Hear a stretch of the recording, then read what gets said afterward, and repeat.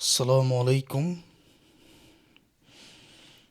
অধ্যায় absorption and variable costing থেকে 4 নম্বর ক্লাসে সকল শিক্ষার্থীদের স্বাগতম। আগের 3টি ক্লাস মনোযোগ দিয়ে দেখতে হবে।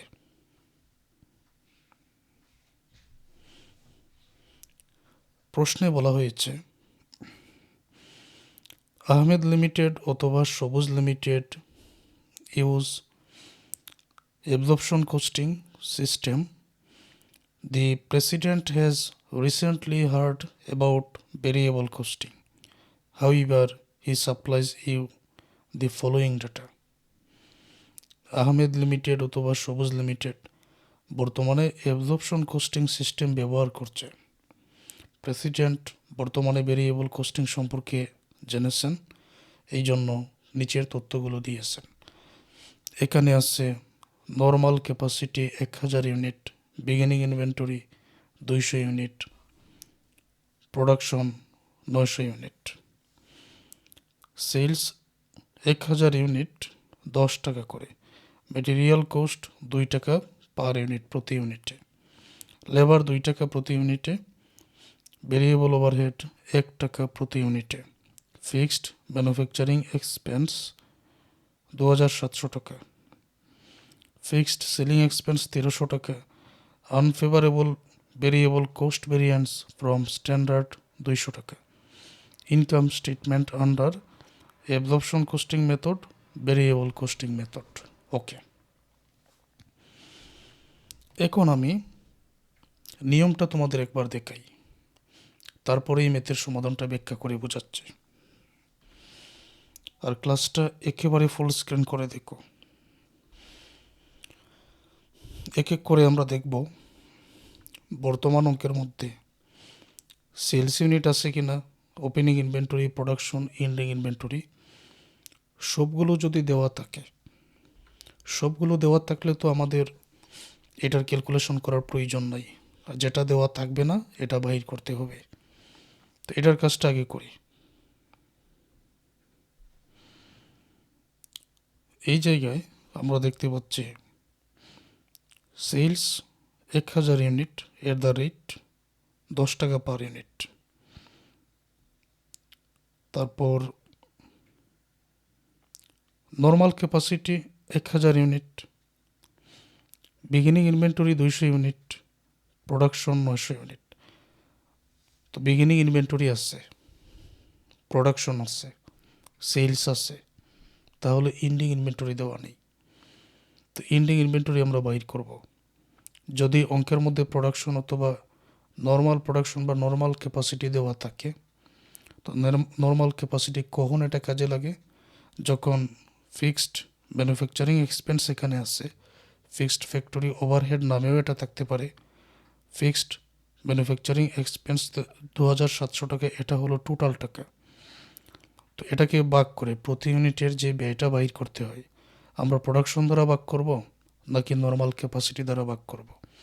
অবশ্যই নর্মাল ক্যাপাসিটি এটাই প্রাধান্য পায়। নর্মাল ক্যাপাসিটি দ্বারা ভাগ করতে হবে, তখন এটা কাজে আসে।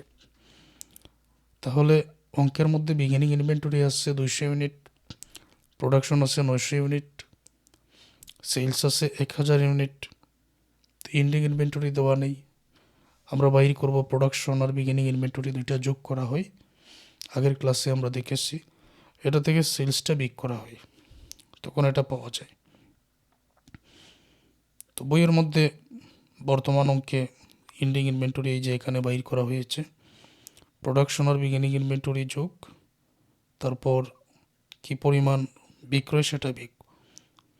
প্রোডাকশন 900, বিগিনিং ইনভেন্টরি 200 আছে, বিক্রয় করা হয়েছে 1000 ইউনিট। তো 900 আর 200 1100, 1100 থেকে 1000 বিক করলে 100 ইউনিট। এন্ডিং ইনভেন্টরি পরিমাণ 100 ইউনিট, এটা মনে রাখো, এটা আর দেখাবো না। বর্তমান অঙ্কের মধ্যে প্রোডাকশন হচ্ছে 900, বিগিনিং ইনভেন্টরি 200, বিক্রয় হচ্ছে এখানে 1000, আর 100 ইউনিট হচ্ছে এন্ডিং ইনভেন্টরি। এটা আমরা ওয়ার্কিং করে বাইর করেছি, এটা মনে রেখো। আচ্ছা, তো এটা আমরা বাইর করলাম। এখন 2 নম্বর যে ওয়ার্কিংটা, এটাও তোমাদের দেখাই, manufacturing cost per unit, material, labour, variable factory overhead, দুইটার জন্যই বর্ষে যোগ হয়। শুধুমাত্র ফিক্সড ফ্যাক্টরি ওভারহেড অ্যাবজর্পশনে আসে, ভেরিয়েবলে আসে না, এটা আমাদের মনে রাখতে হবে। লক্ষ্য করো বর্তমান অঙ্কের মধ্যে কোথায় কি দেওয়া আছে আমরা দেখি।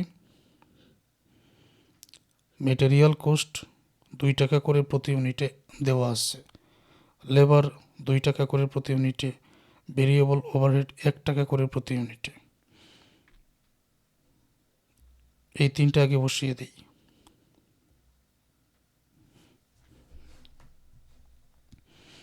Calculation of manufacturing cost under absorption and variable costing, account titles, absorption costing, variable কোস্টিংয়ের জন্য কিভাবে লেখা হয়েছে। মেটেরিয়াল কোস্টের যে 2 টাকা এটা কিন্তু উভয়টাতে লেখা হয়েছে, দেখো। লেবারের যে 2 টাকা এটাও কিন্তু উভয়টাতে লেখা হয়েছে।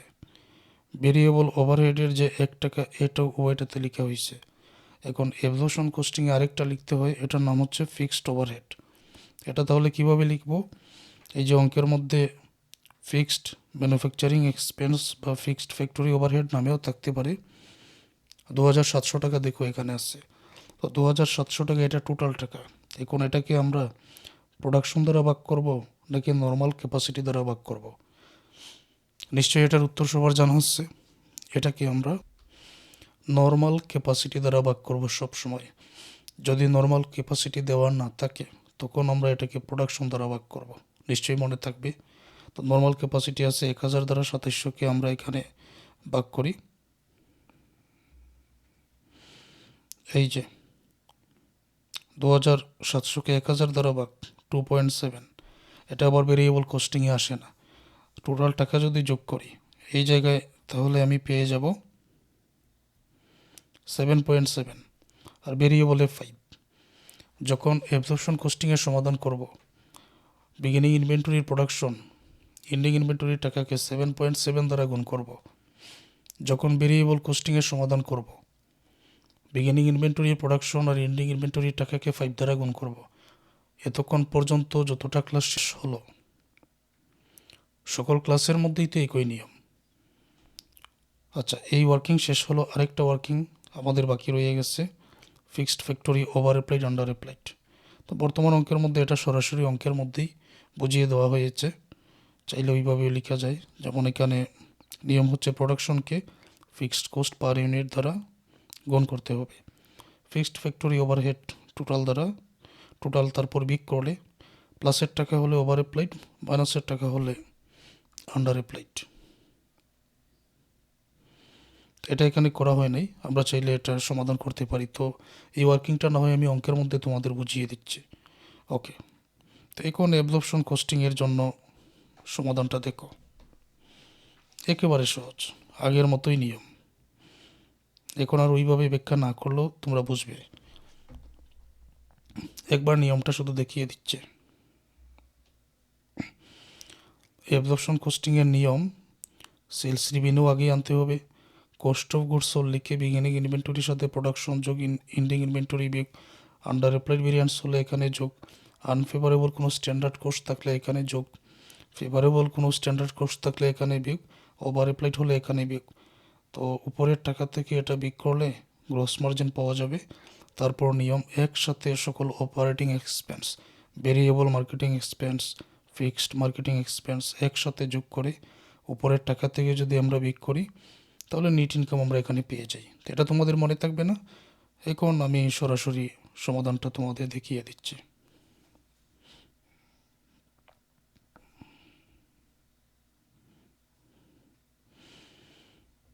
তো নিয়মটা কী ছিল, সেলস আছে 1000 ইউনিট 10 টাকা করে। ওকে, তাহলে এটা আগে আমরা বসাই। এই জায়গায় দেখো, সেলস 1000 ইউনিট 10 টাকা করে 10,000 টাকা লেখা হয়েছে, এটা শেষ। তারপর কি করা হয়, তারপর কস্ট অফ গুডস সোল্ড বলে, কস্ট অফ গুডস সোল্ড বলে বিগিনিং ইনভেন্টরি আরেকটা নাম, ওপেনিং ইনভেন্টরি, ওপেনিং ইনভেন্টরিও লেখা যায়, বিগিনিং ইনভেন্টরিও লেখা যায়। 1000 টাকা আমাদের অঙ্কের মধ্যে এই যে দেখো, এই যে বিগিনিং ইনভেন্টরি 200 ইউনিট, এই হলো প্রোডাকশন 900 ইউনিট। এন্ডিং ইনভেন্টরি আমরা বাইর করেছিলাম, কত বাইর করেছিলাম? 100 ইউনিট। 2 নম্বর ওয়ার্কিংয়ে বাইর করেছিলাম। তো ইউনিটগুলো তো জানা আছে।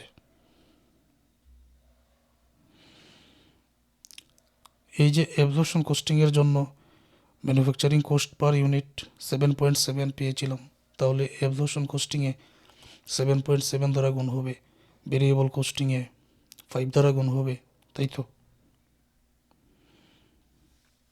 এখানে ওপেনিং ইনভেন্টরি 200 ইউনিট ছিল, 7.7 দ্বারা গুণ, কারণ ম্যানুফ্যাকচারিং কোস্ট পার ইউনিট আমরা 7.7 পেয়েছি 1540।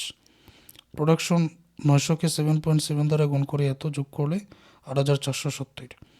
ক্লোজিং ইনভেন্টরি 100 ইউনিটকে 7.7 দ্বারা গুণ করে 770। 8470 থেকে 770 বিয়োগ করলে 7700। এখন এখানে ওভার অ্যাপ্লাইড হবে নাকি আন্ডার অ্যাপ্লাইড হবে সেটা বাইর করার নিয়মটা কি? তাহলে দেখো, 900 হচ্ছে প্রোডাকশন, 2.7 এটা ফিক্সড কোস্ট পার ইউনিট। এই যে ফিক্সড ওভারহেড বা ফিক্সড ওভারহেড পার ইউনিট 2700কে নর্মাল ক্যাপাসিটি 1000 দ্বারা ভাগ করে 2.7 পাওয়া হয়েছিল।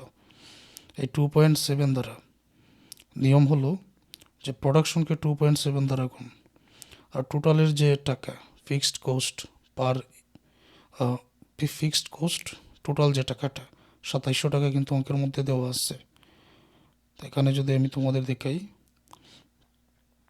ফিক্সড ম্যানুফ্যাকচারিং এক্সপেন্স 2700 টাকা এখানে দেওয়া আছে। তো এখন প্রোডাকশন 900 গুণ এটা ছিল 2.7, তো গুণ করে দেখো আলাদা করে কত হয়। তো ওটার গুণফল থেকে আমরা এই 2700 টাকা যদি বিয়োগ করি তাহলে এই জায়গায় মাইনাসের টাকাটা চলে আসবে।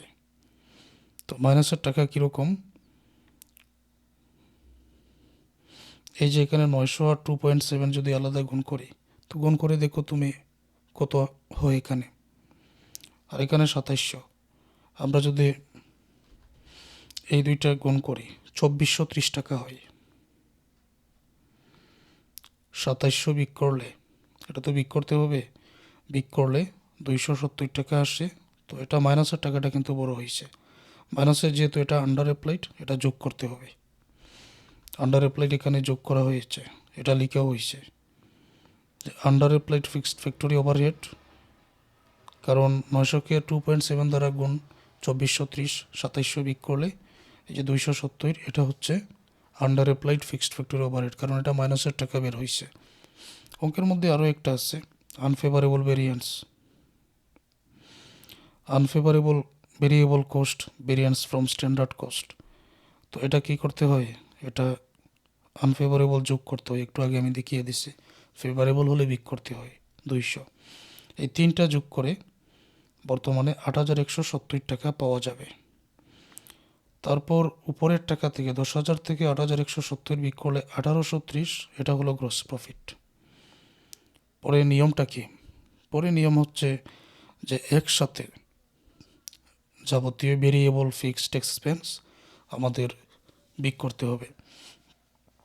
বর্তমানে যেহেতু আমরা অ্যাবজর্পশন কস্টিংয়ে ম্যাথের সমাধান করছি, তো এইটাতে শুধুমাত্র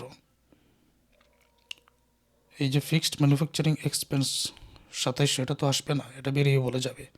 অ্যাবজর্পশনে শুধুমাত্র ফিক্সড সেলিং এক্সপেন্স একটা আছে, এখানে 1300 টাকা দেখতে পাচ্ছি, আর তো কোনো ব্যয় নেই, আর কোনো ব্যয় এখানে দেখা যাচ্ছে না। আচ্ছা, না থাকলে নেই, তো একটা আছে, একটা আমরা এখানে বসিয়ে দিই। অপারেটিং এক্সপেন্সে ফিক্সড সেলিং এক্সপেন্স 1300 বসানো হলো। 1830 থেকে 1300 বিয়োগ করলে আমরা উত্তর পর্যন্ত চলে আসলাম। নেট অপারেটিং প্রফিট বিয়োগ করলে 530 টাকা। আশা করছি সহজে বুঝতে পেরেছ, আর ক্লাস একেবারে ফুল স্ক্রিন করে দেখো। তো অ্যাবজর্পশন কোস্টিং শেষ, এখন ভেরিয়েবল কোস্টিংটা তোমাদেরকে বোঝাই, একেবারে ফুল স্ক্রিন করে বোঝাচ্ছি। পরিষ্কার দেখা যাচ্ছে না?